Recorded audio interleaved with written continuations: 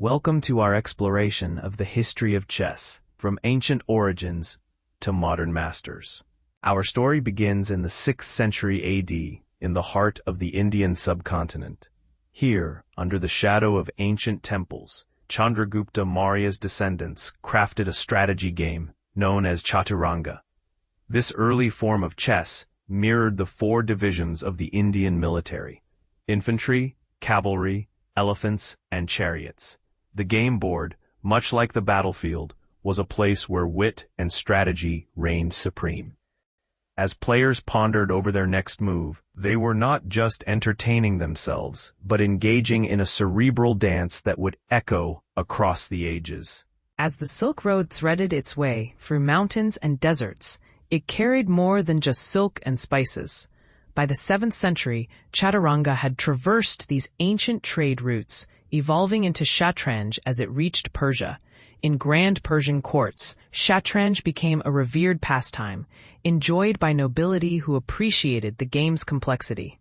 Persian poets, entranced by its allure, wove chess into their verses, transforming it into a symbol of wisdom and foresight. The 8th century saw the Islamic Golden Age, a period of immense intellectual growth. As the Abbasid Caliphate expanded, so did the reach of chess. Scholars in Baghdad's renowned libraries studied the game, devising strategies and documenting them in manuscripts. Chess became an intellectual pursuit, a metaphor for life's unpredictability and the importance of strategic thinking. Caliphs and scholars alike indulged in its challenges, making chess a sophisticated staple of Islamic culture. By the 10th century, chess had made its way into Europe, carried by returning crusaders and diplomatic envoys. Its arrival in the courts of Spain and Italy marked the beginning of a transformation. The game, still known as Shatranj, captivated European nobility. Chessboards became works of art, crafted from ivory and adorned with intricate designs. The game's expansion was rapid, and soon, chess was being played in castles and courts across the continent. The 15th century brought radical changes to the game in Spain. The queen, once a modest piece, was now endowed with unprecedented power, reflecting the rise of influential queens like Isabella of Castile. This transformation birthed modern chess, with rules resembling those we know today. This new dynamic made the game faster and more aggressive, sparking a renewed interest and leading to the first recorded chess treatises that spread throughout Europe. As the Renaissance blossomed, so too did the intellectual pursuit of chess. The 18th century saw the rise of chess cafes in Paris and London, where enthusiasts gathered to play and debate strategies.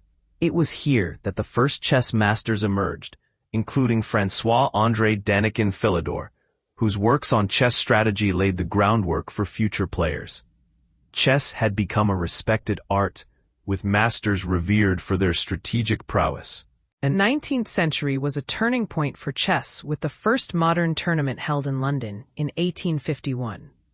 This event marked the beginning of competitive chess as we know it. Players from across Europe converged to test their skills, and the winner, Adolf Anderssen, was hailed as a chess genius. The tournament ignited a competitive spirit, and soon, national and international tournaments became a fixture, drawing crowds eager to witness the intellectual battles. In the 20th century, chess found a new epicenter in the Soviet Union. Here the game was not just a pastime, but a symbol of intellectual prowess. The Soviet government invested heavily in chess, establishing schools and nurturing young talent. This focus led to a period of Russian dominance, with players like Mikhail Botvinnik and Anatoly Karpov becoming world champions. Chess was a matter of national pride, a testament to Soviet intellectual superiority. The Cold War era brought chess into the spotlight with the legendary 1972 match between American Bobby Fischer and Soviet Boris Spassky. Dubbed the match of the century, it transcended the chessboard, symbolizing the geopolitical tensions of the time. Fischer's victory was not just a personal triumph, but a symbolic win for the West, proving that chess had become more than a game. It was a cultural phenomenon. As the 21st century dawned, technology reshaped the chess landscape.